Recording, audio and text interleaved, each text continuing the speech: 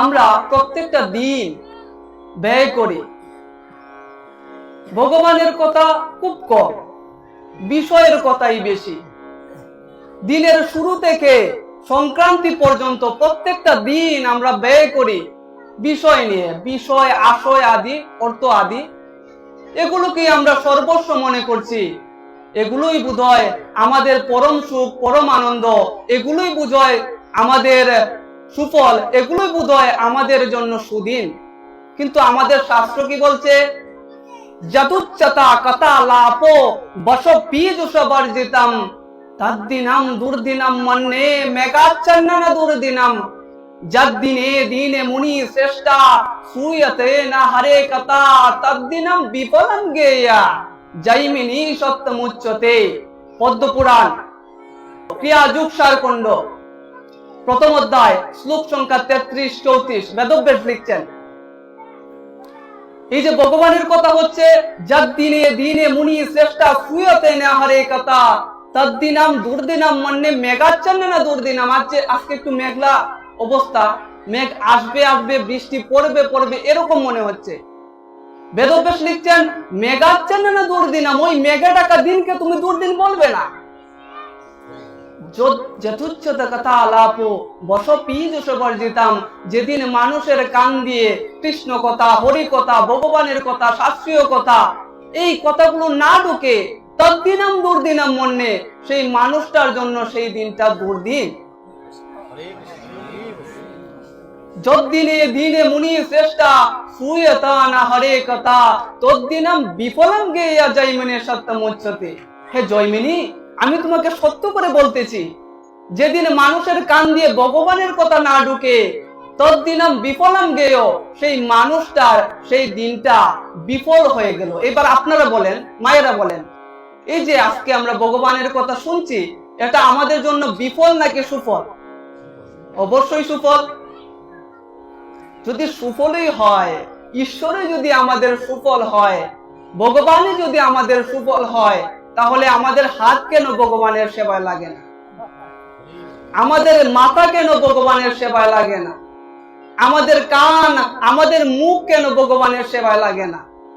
বেদব্যাস আবার লিখছেন, বিলেবতা উরুক্রমান বিক্রমান যে নাসিন বত্তা করনা পুটে নরসা জিহবা সতী দারুধুরি কে বাসুতা নচায়ুপ গায়তি উরো গাयो গতাহ বারহ পরম পট্টকিরিটা জুষ্টমপি উত্তমঙ্গম ননমেদ মুকুন্দম সবৌ করুণ কুরুতে সপরজাম হরে লসত কাঞ্চনো কাঙ্কনো বা পাদোনি নাম তো দ্রুম জন্ম ভাজ অস্কত্রাপি নানু ব্রজতু হরির যাও তদ সমসারম হৃদয়ম মতেদম ইয়াজ বিহিমানৈ হরির নাম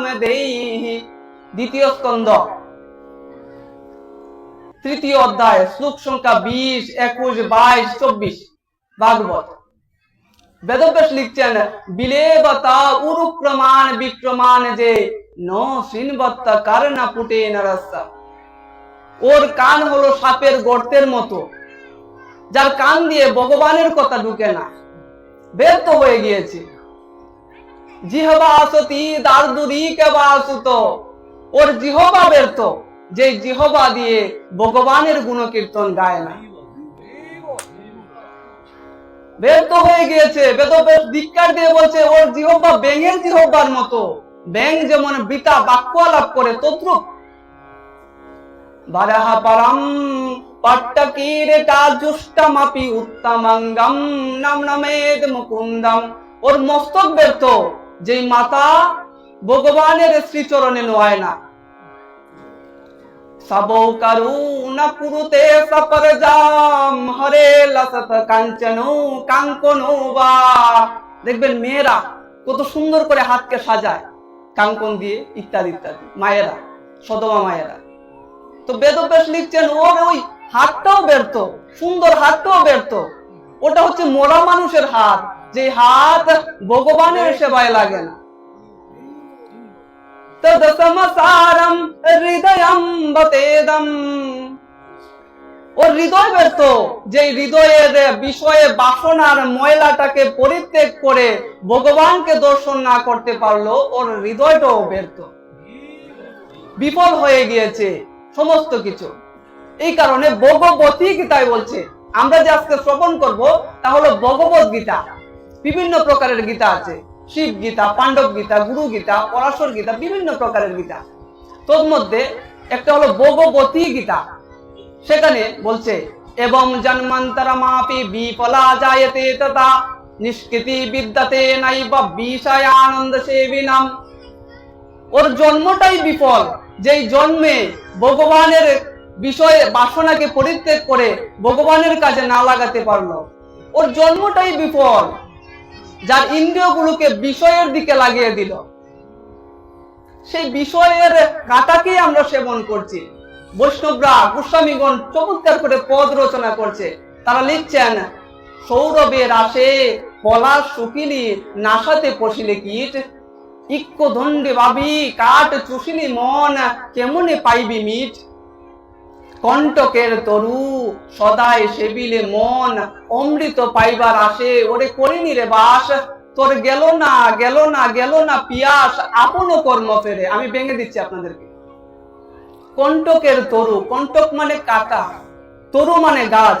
কণ্টকের তরু সদাই সেবিলে মন, মনকে প্রশ্ন করছে, হে মন, তুমি সর্বদা গাছের কাটাকে সেবন করছো, বিষয়ের কাটা, আর ভাবছো সেখান থেকে অমৃত পাবে, আনন্দ পাবে। এখানে অমৃত নাই, নিরানন্দের বাজার।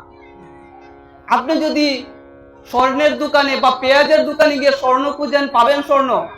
না, আপনাকে স্বর্ণের দোকানেই যেতে হবে। তদ্রূপ ভাবে এই আনন্দ, এই অমৃত কোথায় আনন্দ?